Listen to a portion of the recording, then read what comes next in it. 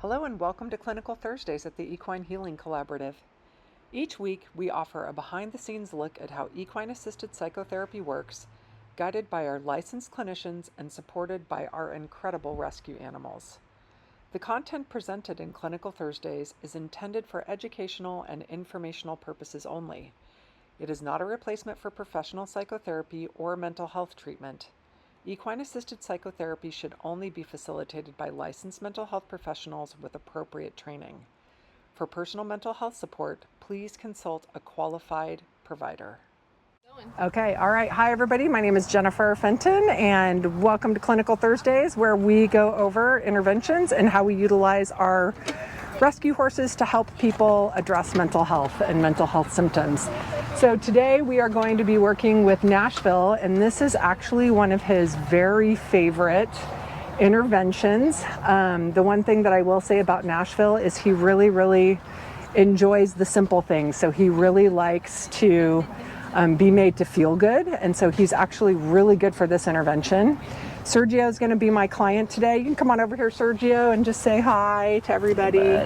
Sergio's like he's going to be my proverbial client from now on. But what we're going to be doing is we're going to be utilizing essential oils with Nashville, and this intervention is good for learning communication skills, specifically listening skills, because horses talk to us in a very different way than we talk to each other. So typically the way that we talk to each other is through language, and the way that horses talk to us is through body language. Right there, and I'm going to have him just open that up, and you can just zoom right in on that. Zoom in there. Zoom. There you go. And Sergio, I'm going to have you just go ahead and pick one of those at random.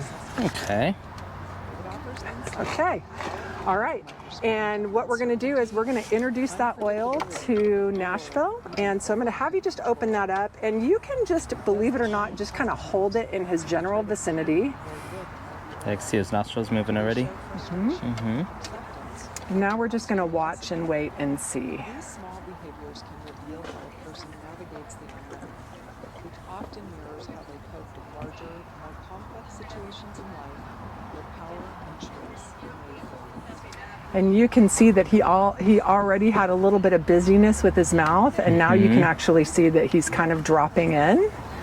And it's rare that the very first oil that you pick is usually the one that they need, but they will pick what they need.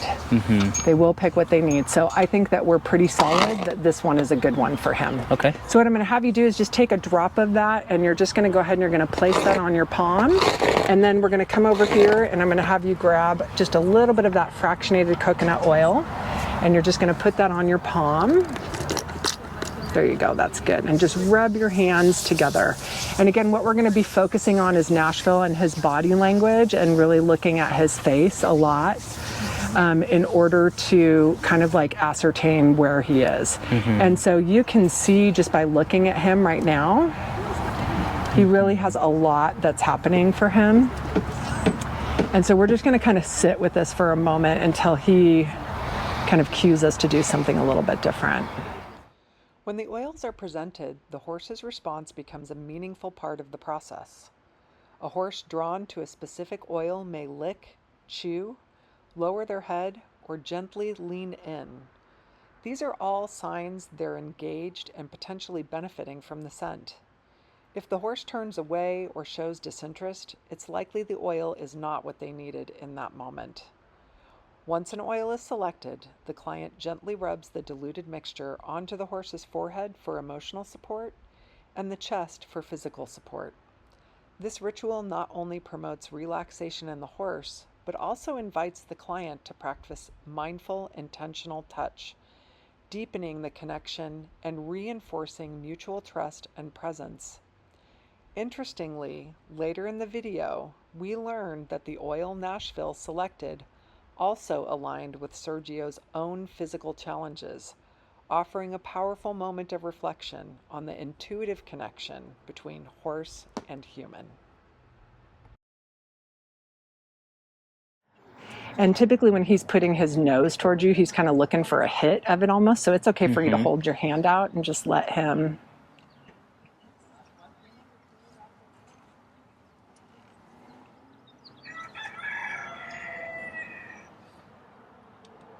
And he may lick it, and that's okay too.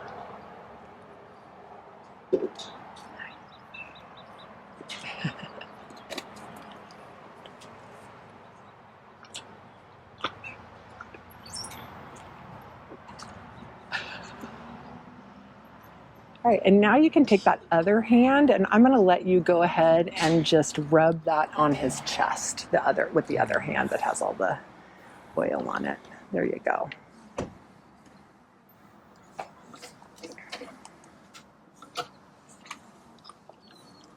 Excellent. Very good.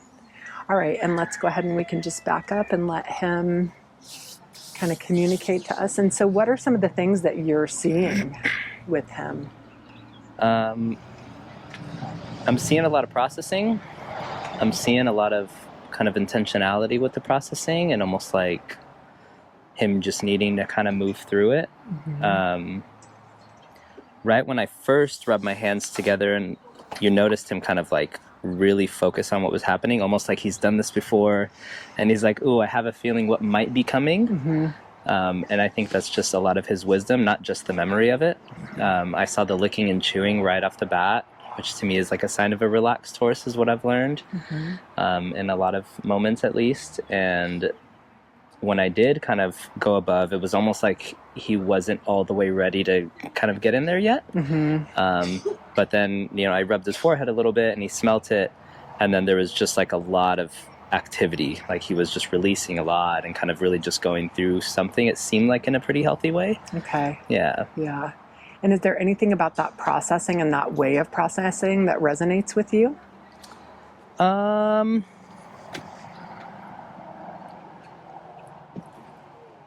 suppose so. Yeah, I can be pretty, I can be very thoughtful about everything. It was called overanalyzing for much of my life. Okay, all right. And I've kind of just owned that side of myself. And like, I don't know if he was necessarily overanalyzing. If anything, he like jumped that step and really kind of like, this is what's happening. But I think what reminded me of that is that like really kind of sitting and thinking about something. So while I don't necessarily think that's exactly what he was doing, that's what kind of I started thinking about. Okay. For myself. Yeah. Okay. Interesting. Mm-hmm. All right. And when you're noticing that he kind of like gets into that dropped in state, like in your world, when you're kind of overanalyzing, what does that look like for you? Like, what are some of the areas of your life where you're noticing like, hey, when I'm dropped in, like what happens, or, how is that significant for you?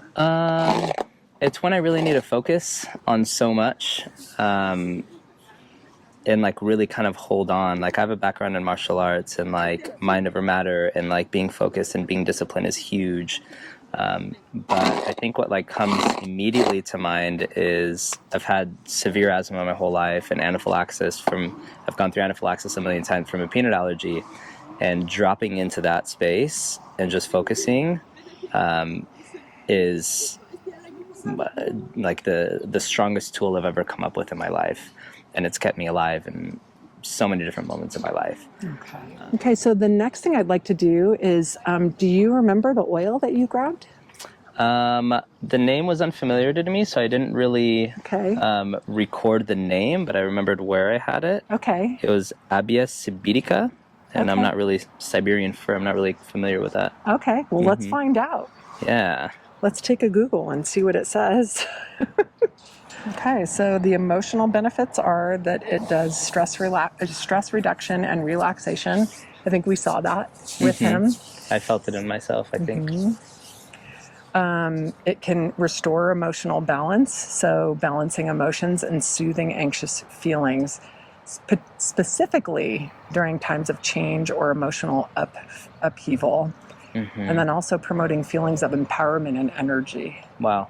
And so I think it's really interesting that when you're talking about being in a space where literally your life is at risk, that what you have to do is almost like drop into the fact that your life is at risk, but then there's this power that comes out of that. Yeah. And like you're like, okay, I have to be here. I have to focus on my breathing, and I have to really like, again, kind of keep myself alive. Yeah. And so it's interesting that there's that empowerment piece to it as well. Wow. That is really interesting. it gets even better. So the physical benefits include respiratory support, Wow. some muscle joints, and then a little bit of pain relief. So that's interesting. Yeah. Especially the respiratory. Yeah, That's it's in really line with what I was talking about. And like, I know Nash has like a lot of kind of pains in his rump and his kind of back legs He and does. everything. And, Yeah, he does. He's and like while you're working on him there, like I've noticed his breath like pretty strongly on my hand, and he's even positioned that much closer to me here.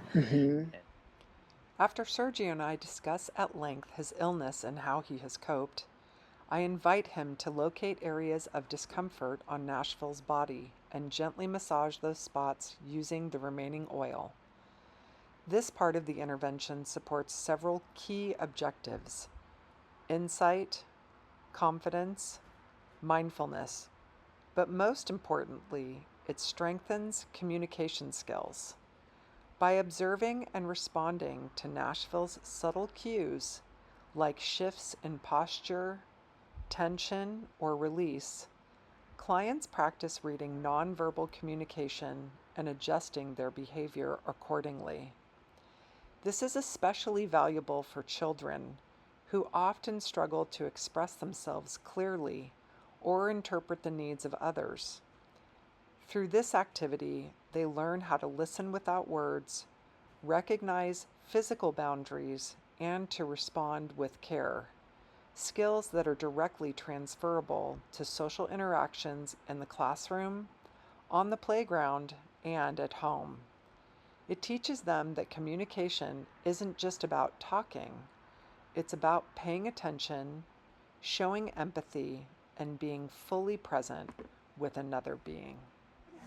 So just a couple things to think about with this activity. Sometimes when we're dealing with people who have like significant trauma, kind of perfectionism and like over control can kind of come into play. And so really when you open this box up and you hand the box to people and ask them to pick an oil at random, Sergio was like, but a lot of people struggle with that. A lot of people have a really, really hard time with that.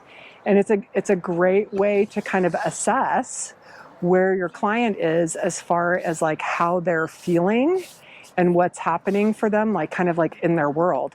Because can they really genuinely just pick an oil at random? Because maybe they can't. Because maybe that idea of the unknown because of their trauma and because of their background is so great that it's beyond them, that they just can't do it. And so you can really kind of take a little bit of time to think about challenging your client. And so sometimes there have been times where I will ask my client to close their eyes and pick one up because it's just so hard for them to kind of like let go of some of that control. Nashville could have a response behind me. That might be something that might not necessarily dawn on me. And so again, like what I really want people to do is to like really slow down and to just allow the experience to unfold as it is. And sometimes the other part of the unknown is they'll be like, well, what does lemon eucalyptus do? Right? And so I deliberately wait until we're moving through the session and almost towards the end of the session before I will actually look it up and see like oh my gosh, this smells so strong. Look it up and see like what it does. And it's always very interesting because typically most of what will come up usually will resonate in some way with the way that the client has related to the horse. It's almost like the horse is kind of picking it for themselves and the client. Right? Like you were literally talking about having anaphylaxis, and here we have a random oil that like treats respiratory stuff.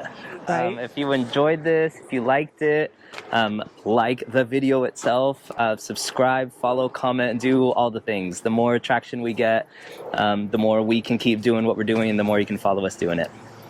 Thanks for watching.